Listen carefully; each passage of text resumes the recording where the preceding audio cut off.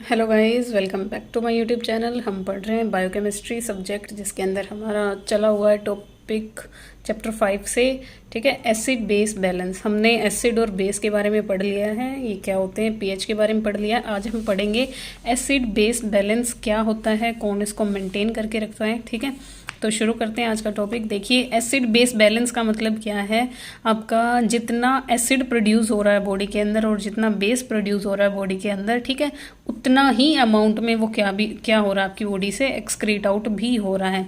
यानी production acid और base की बॉडी के अंदर जितनी है वो आपकी इक्वल होनी चाहिए एक्सक्रीशन ऑफ एसिड और बेस फ्रॉम द बॉडी। ठीक है, इसी को ऐसे आप डिफाइन करके लिखोगे कि net rate at which acid और base produce is equal to the rate at which acid और बेस एक्सक्रीट फ्रॉम बॉडी। तभी जाके क्या मेंटेन रहेगा आपका एसिड बेस का जो बैलेंस है बॉडी के अंदर, वो क्या रहेगा आपका मेंटेन रहेगा।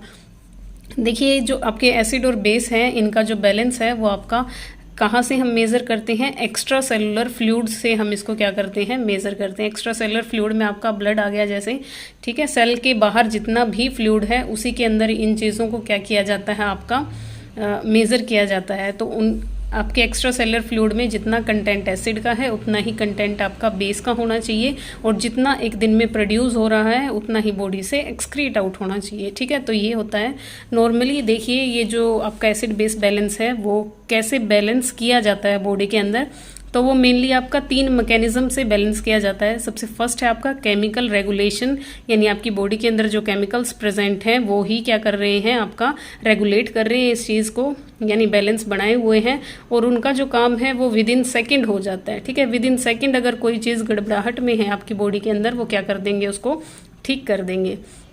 सेकेंड है आपका फिजियोलॉजिकल रेगुलेशन। फिजियोलॉजिकल रेगुलेशन का मतलब क्या, आपकी बॉडी के अंदर जो ऑर्गन्स हैं जैसे आपके लंग और किडनी हो गए, ठीक है, वो क्या करें, जैसे अपना जो काम है उनका उसके अकॉर्डिंग क्या करें, बॉडी के अंदर एसिड और बेस को बैलेंस करके रखें। तो इस के अंदर आपका जो टाइम है वो कुछ मिनट से लेके कुछ घंटों तक भी लग सकते हैं या फिर कुछ दिन भी लग सकते हैं। ठीक है, इसको मैनेज करने के लिए। थर्ड आपका जो मैकेनिज्म है वो है पोटेशियम एक्सचेंज। ठीक है, पोटेशियम एक्सचेंज भी आपका एक इम्पोर्टेंट मैकेनिज्म है जो क्या करता है, आपका एसिड बेस बैलेंस को मेंटेन करने में हेल्प करता है। तो हमारी बॉडी के अंदर ये 3 ऐसे सिस्टम हैं या मैकेनिज्म आप इनको बोलोगे जो हेल्प करेंगे एसिड बेस बैलेंस को मेंटेन करने में। तो सबसे पहले हम पढ़ते हैं केमिकल रेगुलेशन के बारे में। केमिकल रेगुलेशन क्या है, देखिए, केमिकल रेगुलेशन है, it is an immediate regulation which correct the acid base balance with in the second. ठीक है, हमने ऊपर भी पढ़ा था कि केमिकल्स आपकी बॉडी के अंदर ऐसे प्रेजेंट होंगे जो इमीडिएटली एसिड बेस बैलेंस को क्या कर देंगे, करेक्ट कर देंगे with in the second. Acid base balance imbalance को ठीक कर देंगे। इम्बैलेंस देखिए कब होगा, जब बॉडी के अंदर एसिडिक जो चीज़ें हैं वो बढ़ जाएं, तब क्या होगा, एसिडोसिस आप उसको बोलोगे। और जब बेसिक कंटेंट ज़्यादा आपका बढ़ जाएगा तो तब उस कंडीशन को आप क्या बोलोगे, एल्कलोसिस बोलोगे। ठीक है, तो ये 2 कंडीशन है, इन्हीं को आप इम्बैलेंस बोलते हो। एसिडोसिस या एल्कलोसिस को विद इन सेकेंड्स जो आपका करेक्ट कर दे वो क्या है, केमिकल रेगुलेशन है। और ये जो चीज़ है वो आपकी ठीक की जाती है बफर्स की हेल्प से। ठीक है, अब हम पढ़ते हैं आपके बफर क्या होते हैं या बफर की डेफिनेशन क्या है, या आपकी बॉडी में कौन कौन से सब्सटेंस हैं जिनको आप बफर बोलते हो। ठीक है, तो देखिए, बफर एक वो सब्सटेंस होता है, ए सब्सटेंस और अ ग्रुप ऑफ सब्सटेंस। ठीक है, बफर एक अकेला सब्सटेंस भी हो सकता है या ग्रुप में भी हो सकता है, जो क्या करे, आपका जो एब्जॉर्ब कर सके या फिर रिलीज कर सके H पॉजिटिव आयंस को करेक्ट करने के लिए एसिड बेस इम्बैलेंस को। ठीक है, एसिड बेस इम्बैलेंस को ठीक करने के लिए ऐसा सब्सटेंस जो H पॉजिटिव आयंस को क्या कर सके, रिलीज कर सके अपने अंदर से या फिर उनको एब्जॉर्ब कर ले अपने अंदर। ठीक है, उस सब्सटेंस को आप क्या बोलोगे, बफर बोलोगे। अब देखिए, एसिड की कंडीशन बॉडी के अंदर, जब ये जो एसिडोसिस है ये कब देखने को मिलेगा, जब H पॉजिटिव आयन की कंसंट्रेशन आपकी बॉडी में या एक्स्ट्रा सेलुलर फ्लूइड के अंदर क्या आपको ज़्यादा देखने को मिलेगी। और एल्कलोसिस आपको कब देखने को मिलेगा, जब आपके OH नेगेटिव आयंस क्या हो जाएं, या तो ज़्यादा हो जाएं या फिर H पॉजिटिव आयन आपके बिल्कुल ही कम हो जाएं। उस कंडीशन के अंदर क्या देखने को मिलेगा, एल्कलोसिस। तो एब्जॉर्ब कर लेगा H पॉजिटिव आयंस को, ठीक है, और या फिर क्या कर देगा, अपने अंदर से रिलीज आउट कर देगा, यानी बॉडी से एक्सक्रीट आउट कर देगा। ठीक है, तो हमारे जो बॉडी फ्लूइड्स हैं हमारी बॉडी के अंदर, जैसे आपका ब्लड हो गया या और जितने भी बॉडी फ्लूइड हैं, उनके पास 4 तरह के बफर सिस्टम होते हैं। ठीक है, अब हम उनको पढ़ते हैं कि वो कौन कौन से हैं आपके। सबसे फर्स्ट है आपका कार्बोनिक एसिड और बाइकार्बोनेट्स, ठीक है, फर्स्ट वन ये है। सेकंड है आपका फॉस्फेट बफर। थर्ड है आपका प्लाज्मा प्रोटीन, ठीक है, आपका जो ब्लड है उसके अंदर जो प्लाज्मा फ्लूइड पोर्शन है उसके अंदर एक प्रोटीन पाया जाता है जिसका नाम है एल्ब्यूमिन। ये भी एक्ट करता है आपकी बॉडी में बफर की तरह, ठीक है। फोर्थ वन इज हीमोग्लोबिन, जो आरबीसी के अंदर आपका एक पिगमेंट होता है कलर देने के लिए ब्लड को, वो पिगमेंट भी आपका बफर की तरह काम करता है, ठीक है। तो इनमें से दो तो आपके ब्लड के अंदर ही आ गए, एक आपका प्रोटीन और एक आपका हीमोग्लोबिन। तो आपकी बॉडी में ये चार चीजें ऐसी हैं आपकी बॉडी फ्लूइड के अंदर जो बफर की तरह काम करती हैं, यानी जो एसिड बेस इम्बैलेंस को केमिकल रेगुलेशन की हेल्प से तुरंत सेकेंडों में क्या कर देती हैं, ट्रीट कर देती हैं। तो चलिए इनको डिटेल में हम पढ़ते हैं। तो देखिए सबसे फर्स्ट है आपका बफर के अंदर कार्बोनिक एसिड और बाइकार्बोनेट्स। सबसे पहले तो आपको पता होना चाहिए कार्बोनिक एसिड किसको बोलोगे और बाइकार्बोनेट्स किसको बोलोगे, ठीक है। तो जो H2CO3 है ये आपका क्या है, कार्बोनिक एसिड है, और बाइकार्बोनेट क्या है आपका एक बेसिक चीज है जो है आपकी HCO3, इसको आप क्या बोलते हो, बाइकार्बोनेट बोलते हो, ठीक है।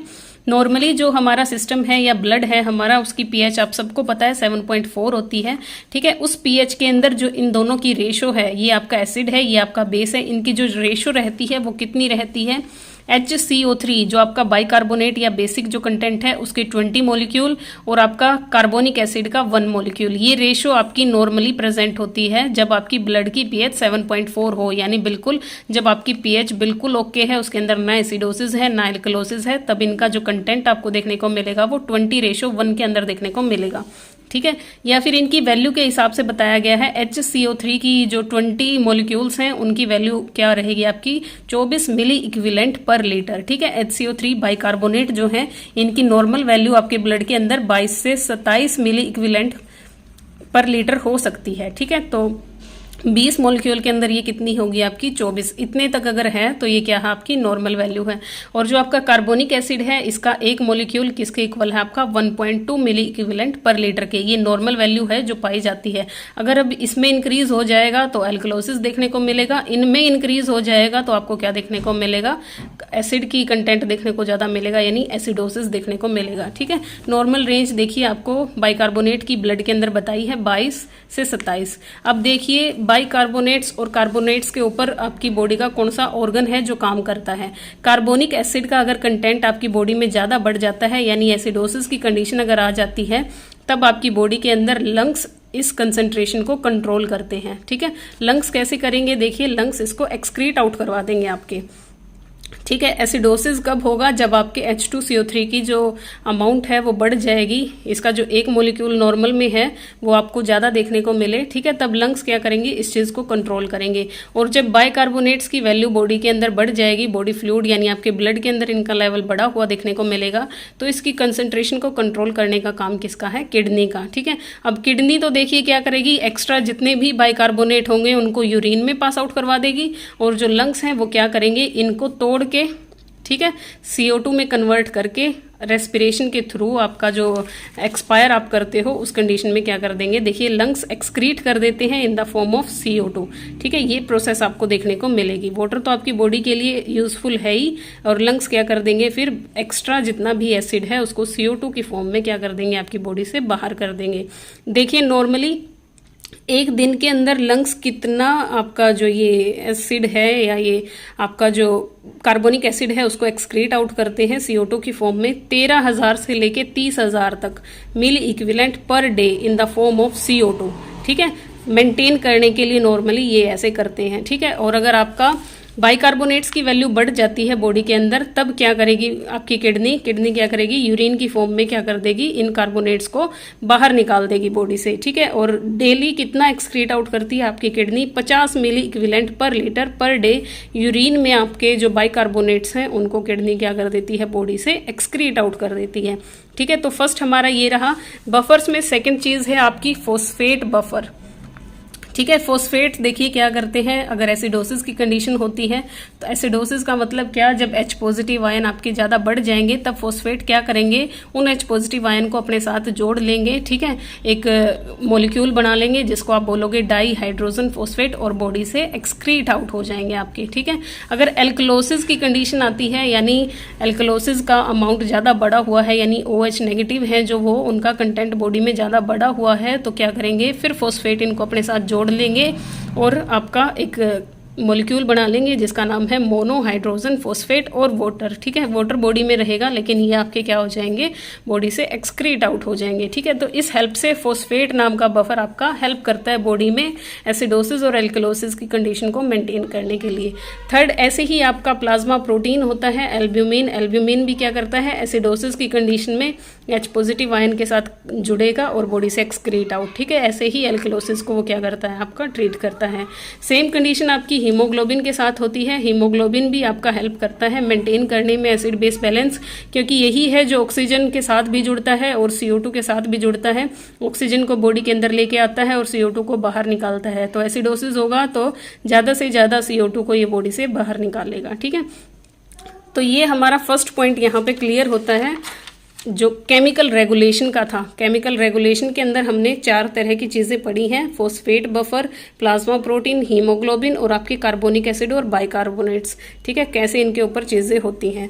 तो बाकी जो बची हुई चीज़ें हैं, फिजियोलॉजिकल रेगुलेशन और पोटेशियम एक्सचेंज, वो हम नेक्स्ट वीडियो के अंदर देखेंगे। ठीक है, कैसे फिजियोलॉजिकली आपकी बॉडी काम करती है। आई होप आपको ये टॉपिक समझ आया होगा। सो थैंक यू गाइज, मिलते हैं नेक्स्ट वीडियो के अंदर नेक्स्ट टॉपिक के साथ।